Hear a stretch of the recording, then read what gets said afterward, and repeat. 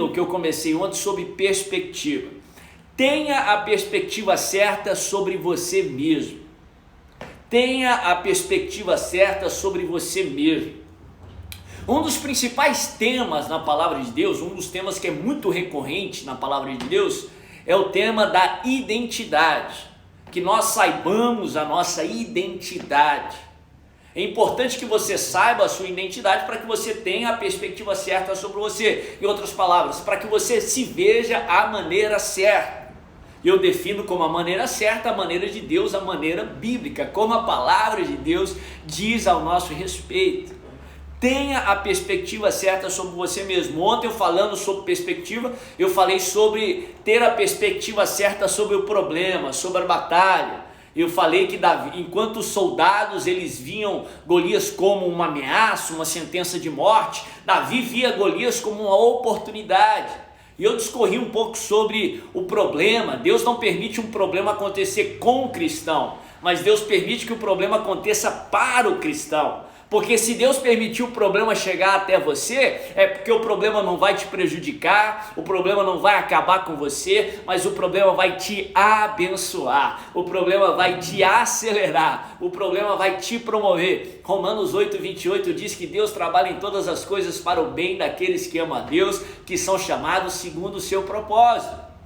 Hoje eu quero falar sobre ter uma perspectiva certa sobre você mesmo. Porque a sua perspectiva vai determinar a sua expectativa. A sua perspectiva vai determinar a sua fé. Por isso que a Bíblia nos ensina tanto a ter a mente de Cristo, a levar os nossos pensamentos cativos à obediência de Cristo, para que nós possamos ver como Cristo vê. Se veja como Cristo te vê, se veja como Deus te vê. Presta bem atenção. Eu comecei falando que o duelo entre Davi e Golias é um sinônimo aí de um duelo de um herói improvável.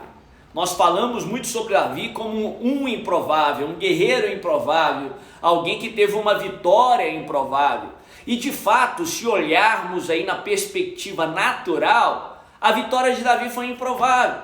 Se olharmos com os olhos carnais, com os olhos do homem, os olhos desse mundo, nós vamos ver que é completamente improvável um garoto de 17 anos sem experiência em guerra, franzinho, sem porte de guerreiro, derrotar um gigante de quase 3 metros de altura, experiente e temido em vários exércitos daquela época. É improvável, naturalmente falando. Nós ouvimos que Davi é um improvável, que a sua vitória é improvável, do próprio rei Saul, o rei de Israel, quando conversa com Davi.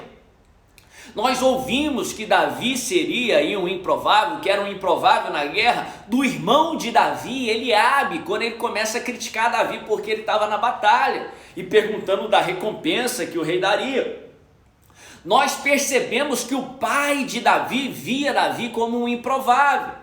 Porque quando Samuel foi ungir o próximo rei de Israel, ele não chama nem Davi, ele manda Davi cuidar lá dos afazeres da família, dos afazeres das ovelhas que ele tinha lá no campo, que alguém tinha que ficar. Como Davi seria improvavelmente o rei de Israel, não seria o rei de Israel, o pai de Davi manda ele cuidar ali das ovelhas. Nós ouvimos isso do inimigo de Golias, que Davi era desprezível, que a sua vitória seria improvável, mas presta atenção em nome de Jesus, nós não ouvimos isso de Davi.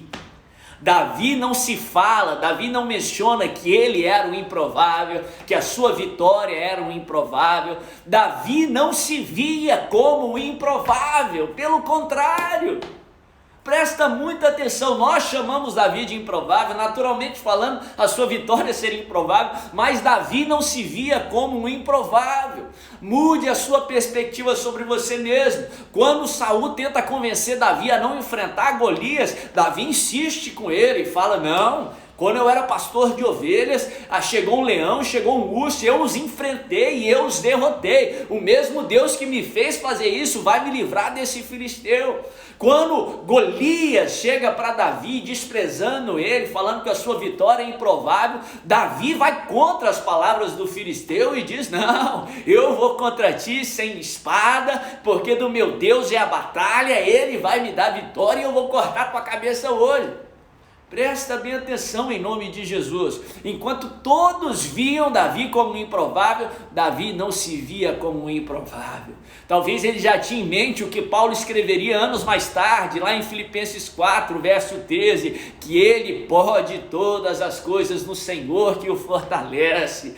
Davi sabia que, se tratando do Deus de Israel, pode ser improvável para o homem, mas não é improvável para Deus. Não há nada improvável para Deus, não há nada impossível para Deus. Se Deus permitiu você enfrentar esse Golias, a sua vitória não é improvável, a sua vitória é provável, a sua vitória é certa.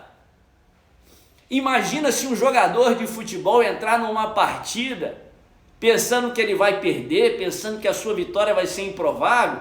Essa perspectiva vai determinar a sua ação dentro de campo e ele vai se tornar um derrotado. Você não pode entrar numa batalha se vendo como improvável, não.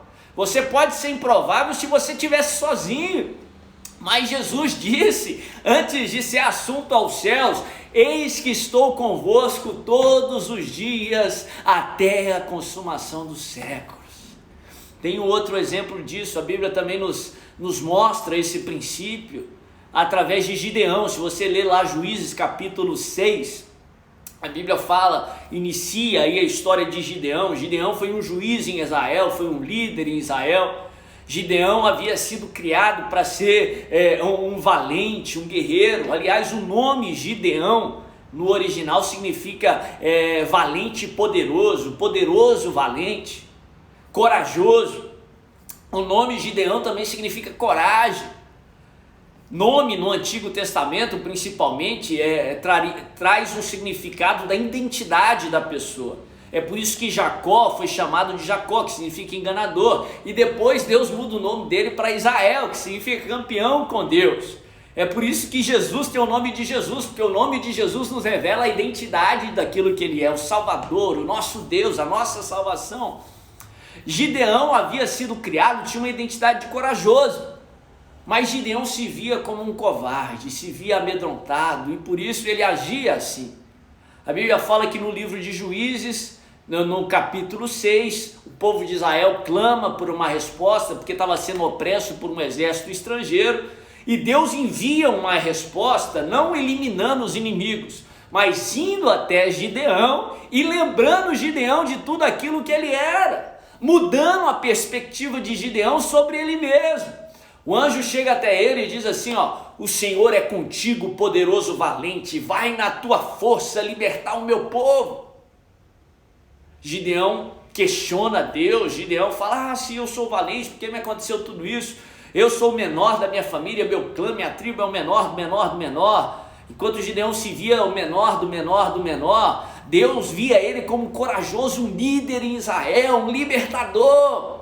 O anjo mais uma vez fala com Gideão, vai na tua força, vai na força que você já tem, que eu já te dei, porventura não te enviei eu. E a Bíblia fala que finalmente Gideão se lembra aquilo que ele era e se torna aí um libertador em Israel. Corrija a sua visão sobre você mesmo. Você não é um covarde, você não é um medroso, você não é um zero à esquerda, você não é um Zé Ninguém, pelo contrário, você é um valente e poderoso. Você é rei, é filho de rei, você é um príncipe, uma princesa. João 1,12, todos quantos o receberam, Deus lhes deu o poder de serem feitos filhos de Deus. O inimigo vai fazer de tudo para que você tenha uma visão turva sobre você, para que você veja você a maneira errada, para que você veja você como o mundo te vê, mas que você comece nessa manhã a ver você mesmo como Deus te vê. Você não é um herói improvável.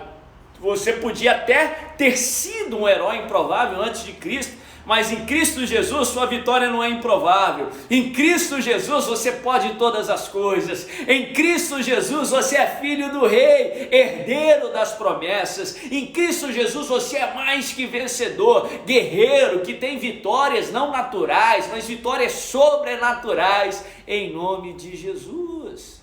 Mude a sua perspectiva sobre você mesmo, em nome de Jesus. Segunda lição que eu gostaria de pontuar nessa manhã: Em nome de Jesus, eu vou começar a falar ela e daqui a pouquinho, e termino amanhã porque a gente já está quase encerrando. Cuidado com aquilo que você diz. Cuidado com aquilo que sai da tua boca, em nome de Jesus. Conserta aí aquilo que sai da tua boca. A Bíblia fala que morte e vida estão no poder da tua língua. Você percebe aí que Eliabe critica Davi, Saul fala coisas negativas sobre Davi, Golias fala que Davi seria derrotado, mas isso não sai de maneira nenhuma da boca de Davi. Davi fala que ele vai vencer, Davi fala que Golias vai ser derrotado, Davi fala que Deus vai o livrar. Por que eu estou falando isso?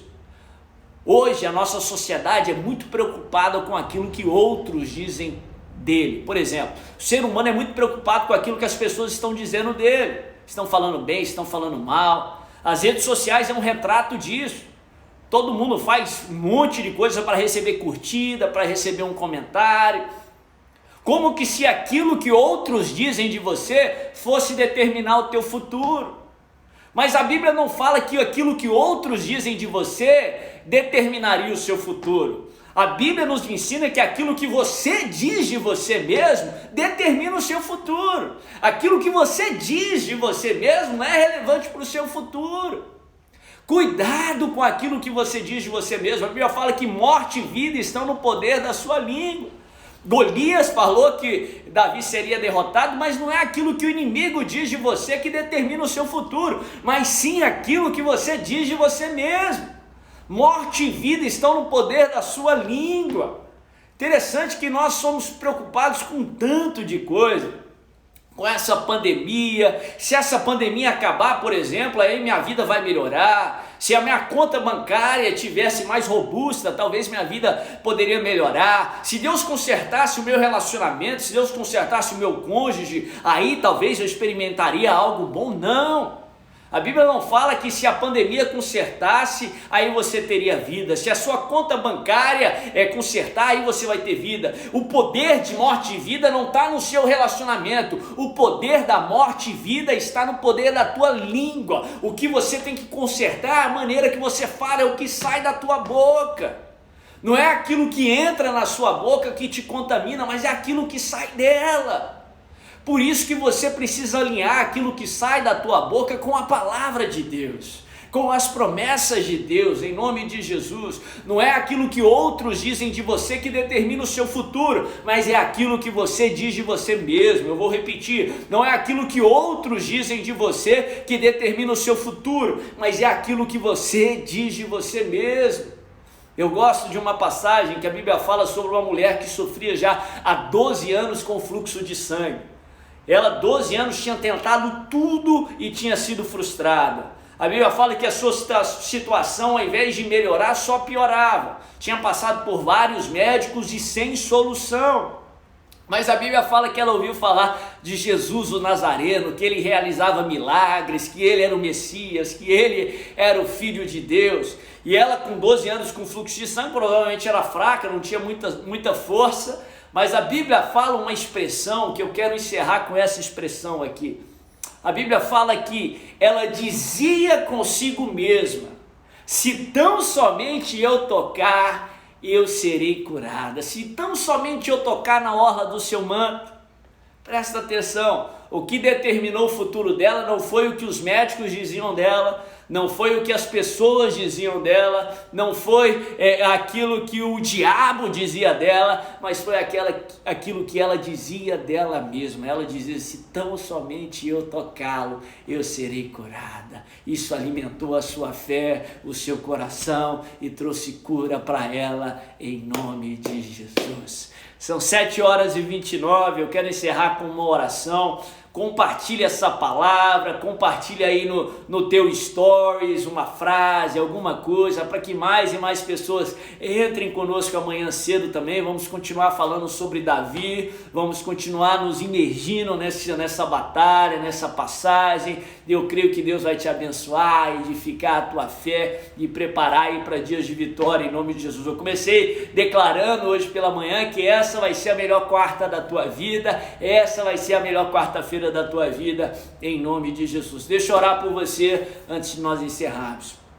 Pai querido, eu quero colocar cada irmão, cada irmã que concordam conosco nessa oração, Senhor, que eles possam alinhar as suas palavras, Senhor Jesus, com a tua palavra, que eles possam consertar, Pai, aquilo que sai da boca de cada um, Pai, Senhor Jesus, que eles possam, Pai, se policiar, para que só falem aquilo que a tua palavra diz ao respeito deles, a vitória, as promessas do Senhor, que eles possam corrigir a perspectiva que tem, Pai, sobre si mesmos, Pai, nos ajuda a nos ver como o Senhor nos vê, como filhos e não bastardos, Pai, como cabeça e não cauda, mais que vencedores, não por aquilo que merecemos, mas pelo teu grande amor. Eu abençoo essa quarta-feira, declaro uma quarta-feira de vitória, em nome de Jesus. Que Deus abençoe a sua vida. Amanhã nós voltamos às 7 da manhã.